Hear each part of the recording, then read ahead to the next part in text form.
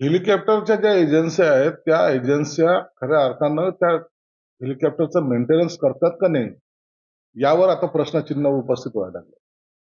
रिक्षासारखा वापर हेलिकॉप्टरचा होतो.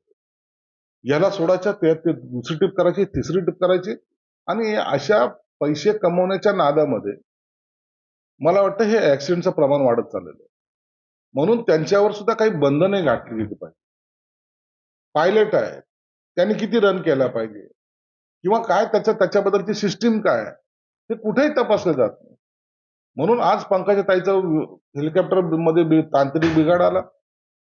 जर दुर्दैवाने जर उडल्यानंतर काही झालं असतं तर काय. म्हणून या अशा गोष्टीला आता सिरियसली घेतलं पाहिजे. पूर्ण हेलिकॉप्टरची तपासणी किंवा चेकिंग झाल्यानंतरच अशाला क्लिअरन्स दिला पाहिजे. परंतु कागदोपत्री क्लिअरन्स असतो आणि मूळ हेलिकॉप्टर हे बिघडल्यानंतर मग त्याच्यात सांगतात की तांत्रिक बिघाड झाला. म्हणून ह्या घटना ह्या योग्य नाहीये. तर कुणाच्याही जीवाशी खेळणं मला वाटतं उचित पण नाही.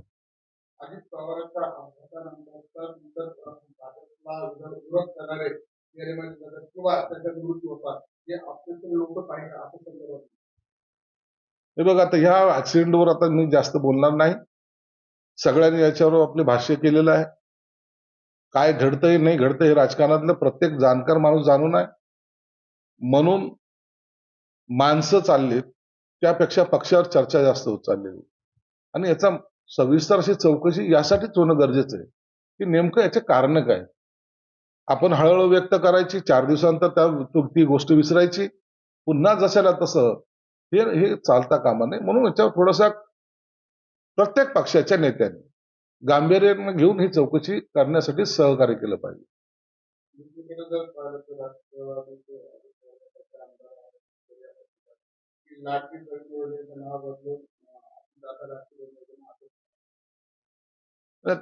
आता हे नाव वगैरे ठेवणं वगैरे हा प्रकार जो आहे तो कॅबिनेटचा विषय आहे, मुख्यमंत्र्यांचा विषय आहे. ते त्याच्यावर काय बदल करतात ते त्यांनी कॅबिनेटमध्ये आणलं पाहिजे. अजितदादांच्या नावाला किंवा इतर कोणाच्याही नावाला विरोध करण्याचं काही कारण पण नाही.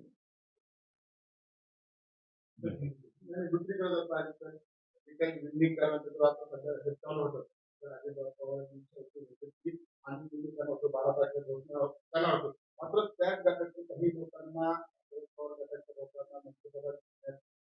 इंटरेस्ट नाही किंवा त्यांना जिथपर्यंत जाऊ नये असं काही मत आहे.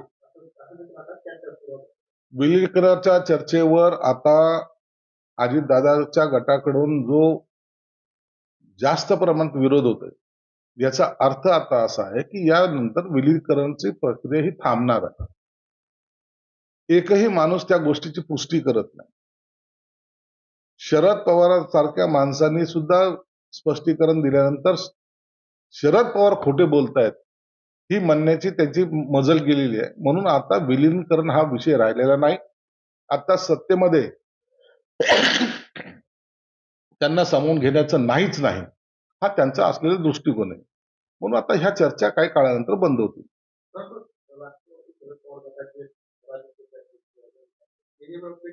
आमच्यासोबत चर्चा झाली होती असं अजितदादा आम्हाला म्हटले की आपण असं करू. मात्र पवार अजितदादाच्या गटामध्ये मान्य नाही असं म्हणले नाही किंवा एक लक्षात घ्या तुम्ही आता अजित पवार गटांचे अजितदादा नसल्यामुळं त्यांच्या नंतरचे जे नेते ते ज्या प्रकारे विरोध करतायत, ज्या प्रकारे ते टाळतायत, ज्या प्रकारे सांगतात की अजितदादा काही बोललेच नाही, अजितदादांनी आम्हाला सांगितलंच नाही, हे जे काही त्यांचे स्टेटमेंट देत ना याचा अर्थ असा आहे की आता विलीनीकरणाच्या चर्चेला आम्हाला फुल स्टॉप द्यायचा आहे.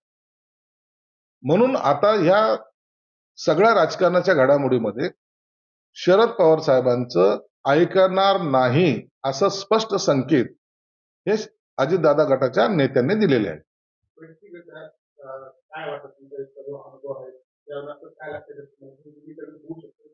नाही होणार आता. आता विलीनीकरण हा मुद्दा गाऊन झालेला आहे. विलीनीकरणाची चर्चा आता यापुढे होणार नाही.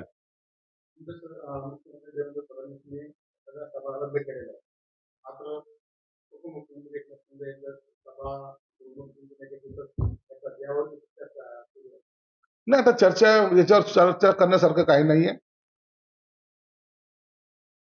3 दिवसाचा दुखवटा होता तो आम्ही इमाने इतबारे त्या दुखवट्यामध्ये आम्ही सहभागी होतो. आता शपथविधी होत आहेत, बाकी कार्यक्रम होत आहेत. म्हणून सभा घेणं न घेणं याला जास्त महत्व दिले जात नाही. म्हणून कुणाला वाटलं सभा घ्यायचं तर त्यांनी घ्यावं, ज्याला नाही वाटेल त्यांनी नाही घ्यावं. काल आमच्याकडे पंकजाताईंनी सभा घेतल्या, त्याला कोणी विरोध केला?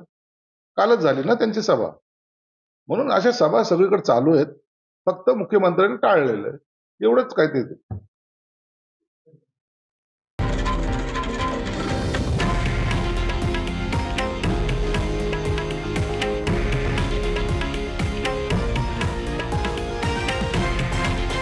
हे आहे देशातील नंबर 1 न्यूज नेटवर्क आणि आपण पाहत आहात TV9 मराठी, एकमेव.